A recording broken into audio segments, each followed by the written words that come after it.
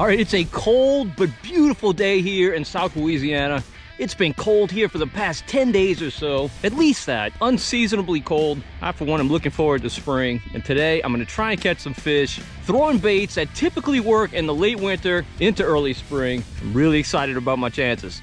Come along with me. All right, first up is the SP57, which is just one of my favorite baits this time of year. It's a good bait in the summertime, but it's exceptionally good in the late winter and early spring. Love this bait. I especially like this bait when I'm covering water, looking for fish. Now, it's been so cold here, water temps are down. Right now, it's 48 degrees in here, and it's 1:30 p.m. This is an afternoon trip, but it's been cold. Now, I've got to be honest, I've never caught fish in our marshes on an SP57 when the water's 48 degrees. I'm sure anglers in other states, oh, look at the ducks. Look at the ducks that just got up. Hopefully you can see that. A lot of teal. Whole lot of teal. But anglers in other states, I'm sure, catch fish on this bait in water colder than this. And I'm not sure if there's any biological basis to this, but it seems like our fish just don't do well in water that's cold. Like they're accustomed to warmer water, and when it gets really cold, they just don't feed. I don't know. So what I'm hoping for with this bait is just to get reaction strikes. I fish this bait kind of frenetically, lots of twitches. And what I like most about this bait is how the fish hit it. They just drill it. Now, one thing working against this bait right now is I like it when it's really good water, and the water is maybe a 5 out of 10. It's not that great. Oh, there they go. Look at the ducks. Look at all the ducks. There go the rest of them. All right, a little grassy in here for that SP57, so I'm gonna throw another one of my favorite winter baits. I mean, let's face it, I like this bait 12 months out of the year. This is the H&H Freshwater Jig Spinner, 1/4 ounce Death Grip Jig Head, and Shrimp Creole Matrix Shad.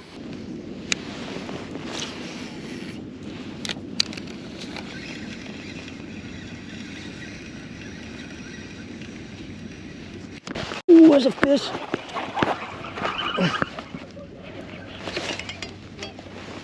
All right, all right. Look how white that fish is. Probably cold too. Ooh, cold. As you can see, this water's really out. With that cold weather we've had a lot of north wind. That just empties the marshes around here, which I like. I like low water. I find those fish get concentrated, a lot easier to pattern when water's low. You get much more spread out when the water's up. Still catch them, they're just not as concentrated. All right, so now I'm rigging with a bait that always does well for me in the wintertime. It's a Green Hornet Matrix Shad, but I also have an Electric Chicken H&H Cockahoe. Now, I've got to admit, I've never, well, I can't say never, but I don't usually fish that this time of year. But with this cloud cover and this kind of stained water, it just seems like this would produce today. I love this color, but just typically don't fish it this time of year. But I'm going to give it a whirl if the Green Hornet doesn't produce. Now, Green Hornet to me is kind of one of those contrast baits that work better in a little bit stained water or when you've got a little bit of cloud cover, which we definitely have today. If you saw my last video, you saw I caught a bunch of fish on that New Year's Eve Cockahoe, and that's a great color as well this time of year. However, I ran out of them. I used them up, so I've got more on the way. Actually, I noticed I have one on the floor of the boat right here, and with this Death Grip Jig Head, I can probably resurrect it. But we got a lot of steps between now and then. This little area I'm in is 5 feet deep, and I like stuff like this, especially with this little bend, just because that water's out, and those fish can really suck out into stuff like this and get stacked up. You just gotta really find them.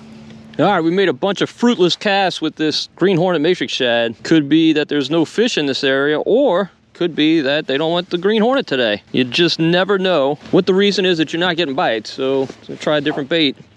I really want to try this Electric Chicken. Make a few casts with it. Could be a deal maker, you never know. All right, I've gotten a couple bites on this Electric Chicken, but no connections. It means I may not be inhaling it. So let me try to resurrect a New Year's Eve.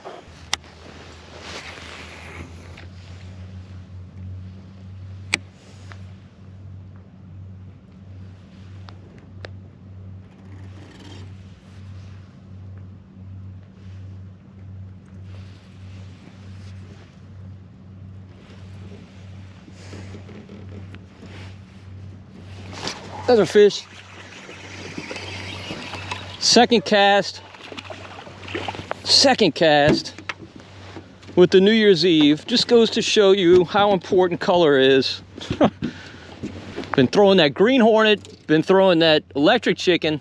They just didn't want them today. Now, I've had days I've killed the fish on both of those, but today they want this New Year's Eve. I don't know if you can tell, but it's actually begun to rain on me.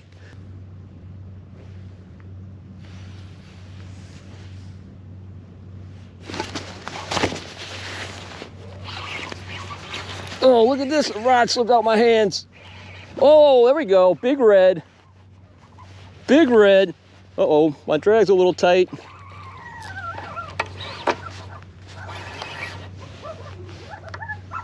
Oh, big red, nice red.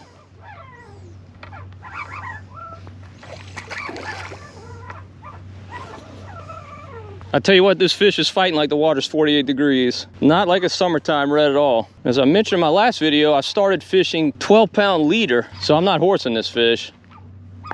He's probably about 22 inches, I'd guess. But I'm gonna net him. All right. All right. This fish is icy cold, man. He is cold. All right, redfish haven't exactly been plentiful this year, so I'm gonna let this dude go. He's about a good eating size, but I'm not gonna keep him.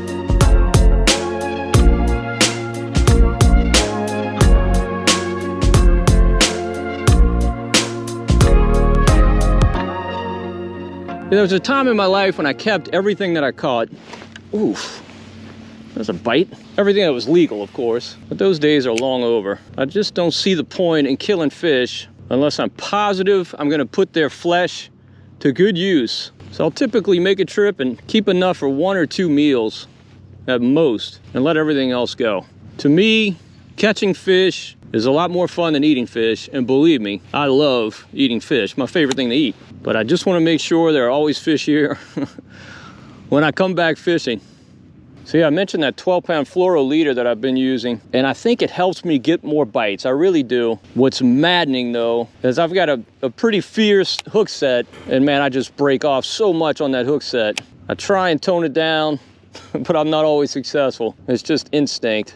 Tried a bunch of different knots. My son Joel thought he had discovered some new knot that was supposed to be the best one for fluoro, but on my last trip, I snapped it like a twig on my 3rd hook set, so I kind of lost confidence in it.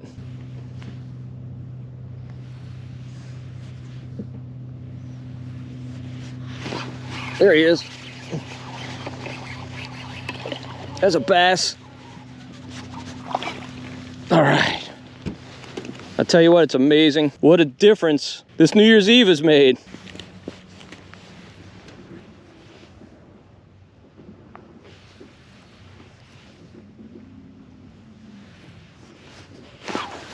There's a fish. Another bass. Another bass. Good bass. Dude, you're a little cuckoo. What's the matter with you? Settle down. All right, it's really starting to rain now, so I may have to call this trip. As I mentioned, it's cold and it ain't getting any warmer. It's now what time is it? 3:12. It's really hard overcast. It looks like about 6 p.m. All right, the rain sending us home early today. That's all right, still a great trip. A lot of fun getting out here. Didn't catch the fish necessarily the way I thought I would, but I did finally figure them out. And this New Year's Eve was the key. It's been hot lately. It's always hot this time of year, particularly in these conditions. Doesn't work all the time. No bait does, but you definitely want to have some of these in your tackle box. I'm grateful I did today. And like I said, this is my last one, but I will have some more soon. All right, hopefully you enjoyed the video. If you did, please give it a thumbs up. Also subscribe to the Marshman Masson channel on YouTube. And don't forget to hit the notification bell so you're notified whenever we post a new video. And until next time, if we don't see you in the marsh, we'll see you right here on Marshman Masson.